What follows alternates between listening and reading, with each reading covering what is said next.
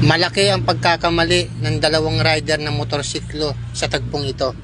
Alam nyo kung bakit? Ganito po yan. Dapat hindi na nila hinabol yung SUV dahil nakahasad naman at nagmamadali.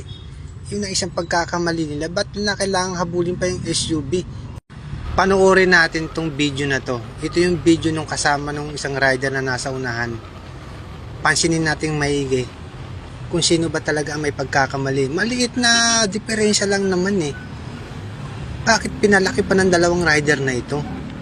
Kung mapapansin natin, tinatahak ng dalawang rider na ito, magkasama sila. Yung daan na yan, no? Mapapansin natin, malumaan nila naman ng takbo eh. Diba? Ayan, no? Kung mapapanood natin, ito yung si Kuya, siya yung nabaril yung nasa unahan. Yan, tinatahak nila yung kahabaan. Makikita natin yung SUV, ayun, no? Ayun yung SUV, oh. Oh, o-overtake yung SUV doon sa isang sasakyan. Hindi naman sinasadyang gitgitin. Nagkasabay lang talaga sila sa tagpong yun. At saka mapapansin naman natin yung SUV. Ayun o.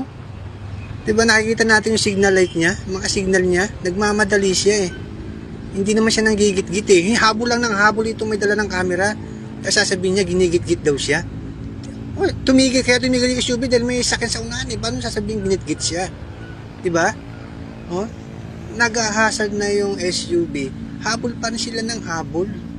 Yun ang pagkakamali nila dyan. Ba't hindi na pinagbigyan na? Baka mamaya emergency yan eh.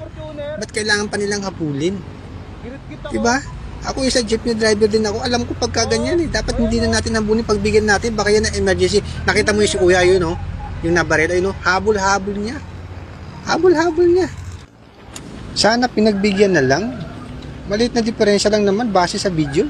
At ito na nga po ang sumunod na nangyari. Nagkaroon na po ng suntukan.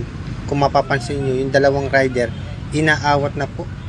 Inaawat na po sila at medyo napatigil na nga po yung driver ng SUV. Kung mapapansin natin yung mga umaawat sa kanila. Oh. Diba? Dapat sana nagbaon ng mahabang pasyensya itong dalawang rider. Dapat sana